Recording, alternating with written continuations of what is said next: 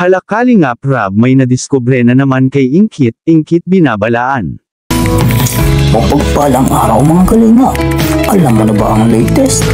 Tara, ating alamin. Pero bago ang lahat, pakisubscribe mo muna ang aking munting channel, pati na si Kalingap Rab at Kuya Val Santos mo. Maraming salamat po.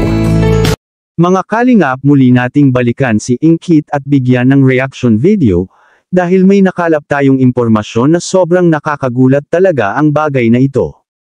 Sa mga nakaraang video uploads ni Kalingap Rab ay may napansin na tayong meron talagang kakaiba sa mga ekspresyon ng mukha ni Kalingap Rab kapag nag-vlog siya kay Ingkit. Pansin nyo ba na unti-unting tumataas na ang views ngayon ni Ingkit mga Kalingap? Grabe talaga kasi ang energy at lakas ng hatak ni Ingkit sa mga viewers dahil bukod sa siya ay masayahin, napaka down to earth talaga ni Ingkit mga Kalingap.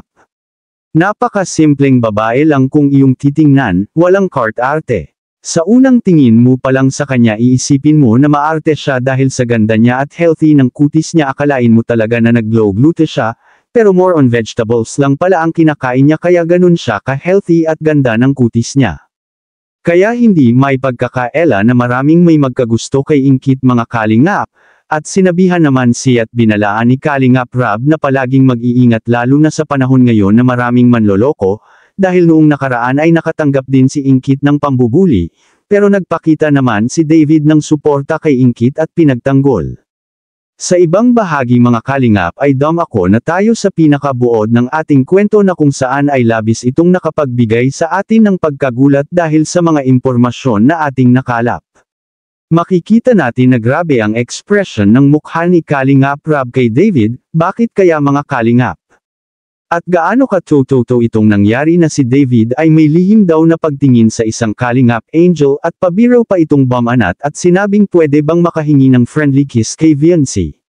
Ito ang sinabi ng isa sa mga supporters at sa paglilinaw ni Kuya Val Santos matubang ito ang kanyang sinabi, makikita natin sa video. Nakakaagad. Viancy. Ha? Ano si Viancy? Yan nga ni, si Viancy no? Grabe ba ang ganda ni Viancy? Swerte ni Edo ay. Ha? Swerte nga. Nakay Edo man ha? Dapat nga, mabagal man. Ha? Mabagal, oo. Baka Balik na yun. Wala. May balik na, wala, mahina man. Di pwede pa natin unahan? Pwede. Baka pag nasulot mo yan, baka di natin magagawa. Pero maraming magagalit siguro pagka masulot mo, pag maano mo. Sabi ko baka maging ano yan, maging dabsi na yan. Dabsi? Hindi na maging itzy yan. Pwede yun. Anong pwede mong mensahe sa mga itzy? Sa mga EDC. Mensahe mo sa kanila. Shoutout po sa mga EDC. Hello po sa inyo. Mali na tayo. Huwag silang magalit. Huwag po kayo magalit mga ka-EDC dyan. Talagang magkaibigan po kami ni Biancy. Close talaga kami po noon. Sa ni Edo. Sa kanyang Edo, yan. Hindi mo naman siya, di mo siya susulutin kay Edo. Hindi po, may respeto po tayo kay Kalingap Edo. At kay Kalingap Rab, siyempre. Anong masasabi mo tungkol dito mga Kalingap? I-comment mo lang sa baba ang gusto mong sabihin at ating babasahin isa-isa. Maraming salamat po. To God be the glory.